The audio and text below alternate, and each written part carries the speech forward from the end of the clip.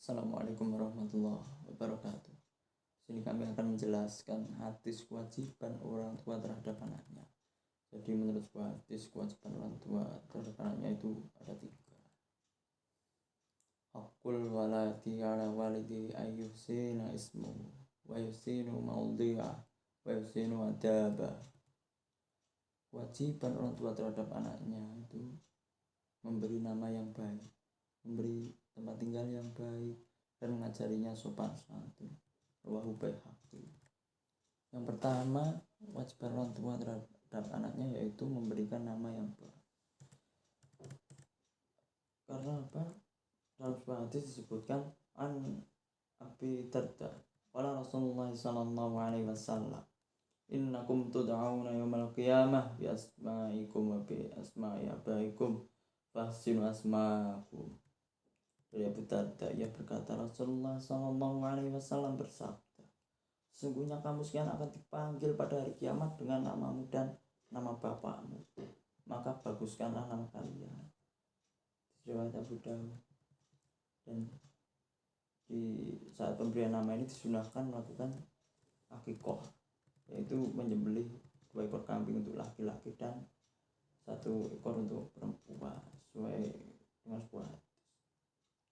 Al-Samurah qala Rasulullah sallallahu alaihi wasallam, al-ghulamu murtahanun bil aqiqah yudhabahu anhu yawmas sab'i wa yusamma wa yuhlaqu rasuhu. Dari Samurah bin Jundab, ia berkata, Rasulullah sallallahu alaihi wasallam bersabda, anak itu tergadai dengan akikahnya. Akikahnya disembelih sebagai tebusan pada hari ke-7 dan anak itu diberi nama pada hari itu serta dicukur kepalanya. Rawahu Tirmidzi. Selanjutnya, kewajiban orang tua terhadap anaknya yaitu memberikan susu atau menyusui. Ini kewajiban bagi ibu. Karena apa? Nutrisi atau fitrah, makanan yang paling cocok untuk bayi yang baru saja lahir itu adalah ASI. Karena sini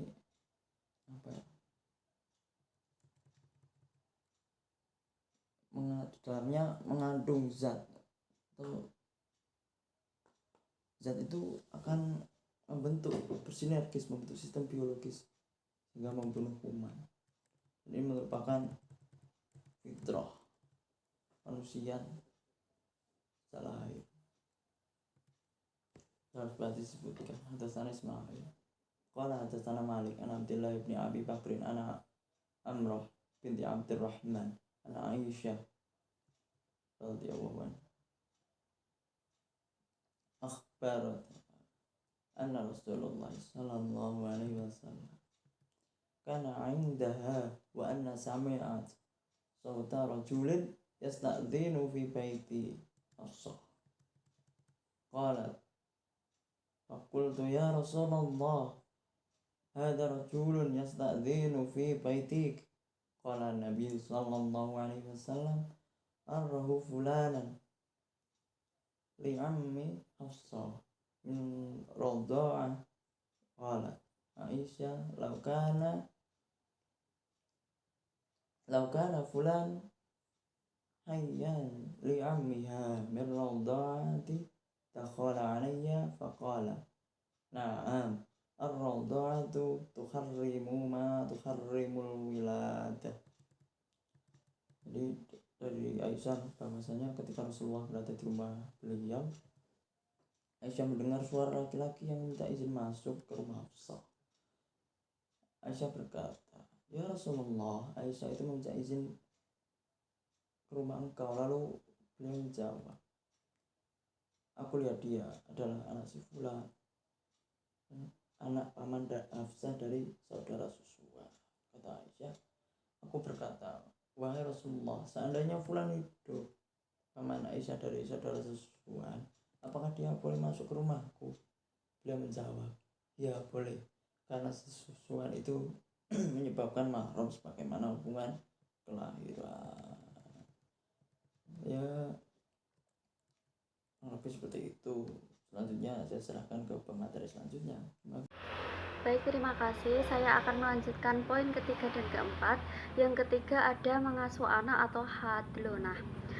Nabi SAW bersabda, muliakanlah anak-anak kalian dan ajarilah mereka tata krama. Hadis ini diriwayatkan oleh Imam Ibnu Majah dari sahabat Anas bin Malik radhiyallahu an. Selanjutnya Nabi Muhammad SAW bersabda, tidak ada pemberian seorang ayah untuk anaknya yang lebih utama daripada pendidikan tata krama yang baik. Hadis ini diriwayatkan oleh Imam At-Tirmidzi dan Imam Al-Hakim dari sahabat Amr bin Sa'id bin Ash radhiyallahu an.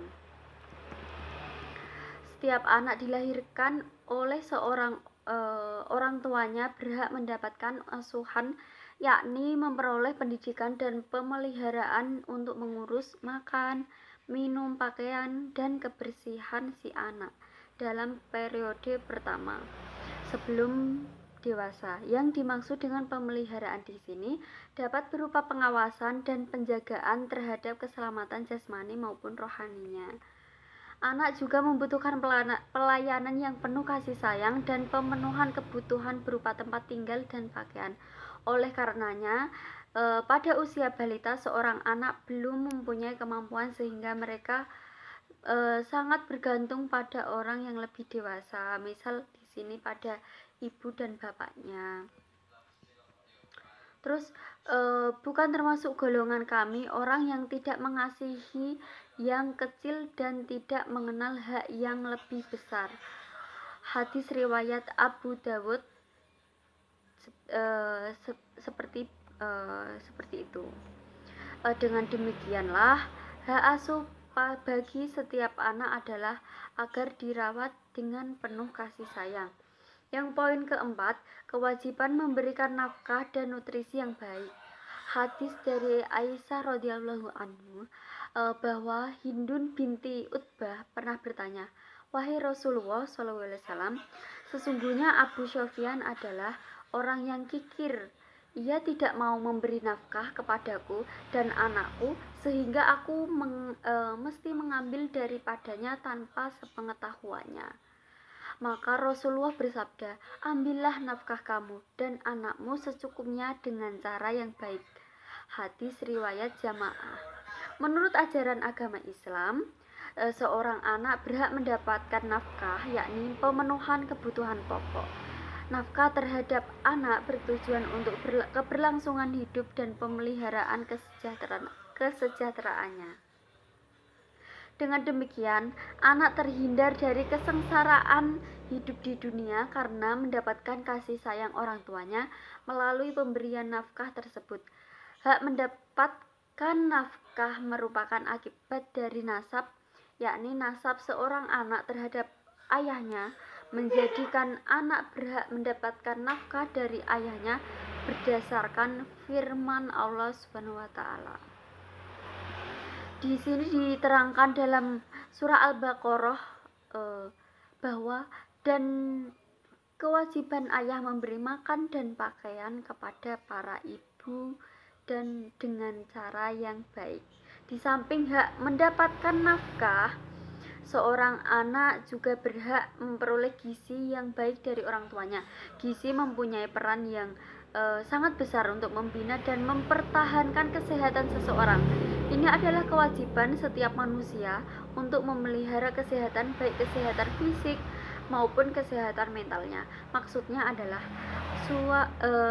begini. Hadis yang diriwayatkan oleh Abu Hurairah bahwasanya Rasulullah Shallallahu Alaihi Wasallam bersabda, tidak ada dari seorang anak Adam melainkan dilahirkan atas fitrah yaitu Islam, maka kedua orang tuanya lah yang menjadikannya beragama Yahudi atau beragama Nasrani dan bagaikan seekor binatang yang melahirkan seekor anak. Hadis riwayat muttafaq alaih. Hadis di atas menjelaskan tentang suatu fitrah setiap anak bahwa statusnya bersih, suci, Islam, baik anak seorang muslim ataupun non-muslim. Hadis di atas juga menjelaskan bahwa orang tuanya lah yang memelihara dan memperkuat keislamannya atau bahkan mengubahnya menjadi seorang muslim ataupun tidak. Selain itu, pendidikan tidak hanya dijalankan di sekolah, tetapi juga di rumah merupakan faktor utama. Seperti yang hadis yang diriwayatkan dari Abu Dawud, yang artinya Rasulullah dari Amr bin Shu'aib, dari ayahnya, dari kakeknya, ia berkata, Rasulullah Shallallahu Alaihi Wasallam bersabda, suruhlah anak-anakmu melaksanakan sholat ketika mereka berumur 7 tahun dan pukullah mereka karena meninggalkan sholat itu jika berumur 10 tahun dan pisahkanlah tempat tidur mereka. Hadis riwayat Abu Dawud. Pada pendidikan yang berlangsung di dalam lingkungan keluarga informal, orang tua berperan penting sebagai pendidik. Orang tua dituntut untuk mengetahui tentang ilmu agama atau ajaran-ajaran agama, meskipun dalam kenyataannya masih banyak orang tua yang belum mengetahui tentang ajaran agama. Bahkan banyak pula yang tidak atau belum mengamalkannya. Tapi hal tersebut bukan berarti mereka berlepas diri kepada anak-anaknya, karena masih dapat ditempuh dengan jalan lain seperti memanggil guru agama untuk kelas ataupun privat, seperti itu.